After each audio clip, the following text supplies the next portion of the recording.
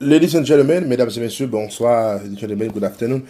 Today I'm going to show you how to make wine. As I promised, I will show you how to make every single wine, step by step, from a banana wine, rice wine, the plantain, the pimbi plantain wine, corn wines, all kind of wine. Every week I will show you how to make one different wine, one different wine. So, je vais montrer chaque semaine comment pour nous faire du vin, déjà, pour mettre nous ça déjà. Je dis que je vais tourner avant longtemps pour montrer nous chaque samedi. Nous, notre secret que j'ai pour nous faire du vin. Voilà. Alors, mesdames et messieurs, ladies and gentlemen, I'm going to show you. So, I'm going to start in English first. Okay. First of all, what is pimbi? What is pimbi banana? Pimbi banana is what they call the plantain, the pimbi of plantain. Is the last, I would say, the tail of the plantain. So I'm going to show you what it is. I hope you'll be able to see it.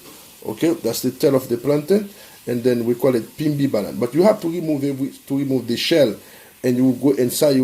And every shell has some white parts of it. For those with the new technology for those who know how to do it, you can even turn the pimbi banana to banana, or to turn the pimbi of plantain to plantain. But we're not talking about that today. We are talking about wine. So you have to remove the shell. You remove the shell of the pimbi of plantain, and what's inside of it is a white spot. Is they call it the plantain, the vegetable of plantain. You can cook it to eat it with the plantain. You can also use it you can cook it, fried rice with it. You can make fried rice with it. So today you remove those inside of or whatever is inside of that shell. You put it to a bucket who has a seal cover, and then you have what they call you have water to 90 degrees. You have the water 90 degrees, and then what you do when you think the water goes down to 40 degrees, you add what they call tannin, 1 spoon of tannin, 2 spoons of acid blend, 2 spoons of petit enzyme, half or you take a 1 pound of brown sugar, 1 spoon of yeast nutrient, and 1 codename tablet, 2 small little bag of like a tea bag of yeast l'almond. So you mix them together, all of them, until they dissolve. When and the sugar and everything turn to liquid, so you cover the bucket, and you put the seal cover, you put the seal on it, and you put it to a place where the sunlight doesn't reach to reach the wine, or to reach the bucket. And after 1 month, if you're in a hurry, if you have a wedding, the wine will be ready. It's easy. And maybe for me, I would take 3 months to have a perfect wine. But that's the way you make the pimbi of a plantain. So, qui ça me dit? Moi dit que sous besoin faire un pimbi banane du vin, ça fait ou prendre ou lever shell yo, de ce monter dans la pimbi banane, ou prend 50 dans là, et puis ou mettez dans un bucket qui gagne couverture, qui est capable de fermer avec fer, des gon fer, des gon sil qui ferme ni, parce que nous pas avec chaleur ou bien fermentation, pousser tête bucket là, pousser couverture là, les pousser le dehors. So ça fait ou prend ou mettez ça relé en yon qui est tannin, et qui est tannin dans de l'eau à 240 degrés, et puis vous mettez 3 cuillères acide blend, vous mettez 2 petits enzymes, vous mettez 2 cuillères petits enzymes, et puis vous mettez demi-mamie de sucre, et puis une cuillère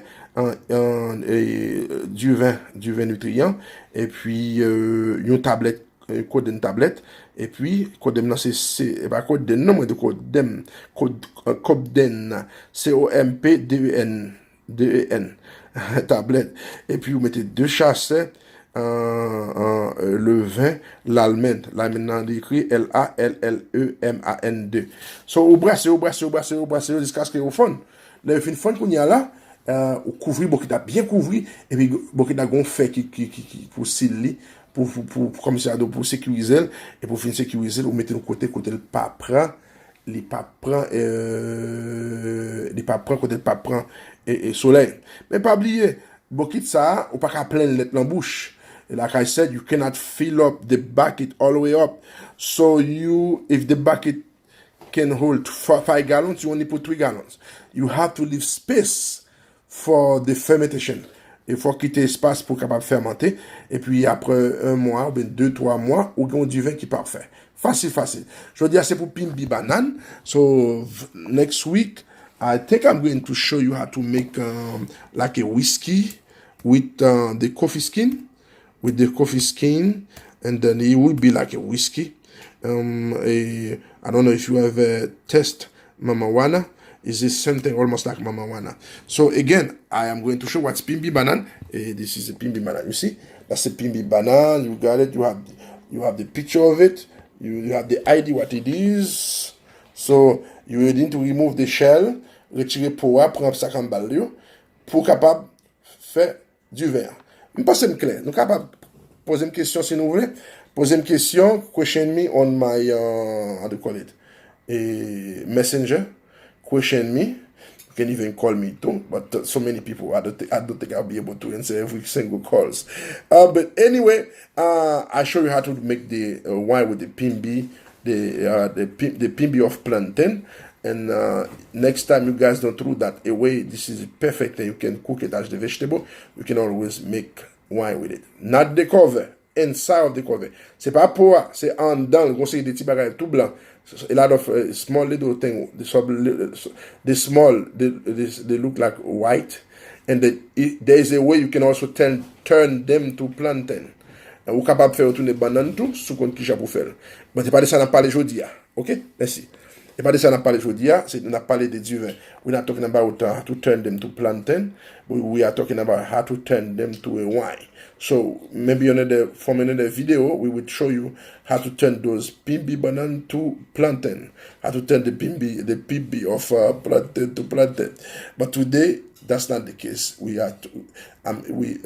I'm here to show you how to turn it to wine, a perfect wine. Okay?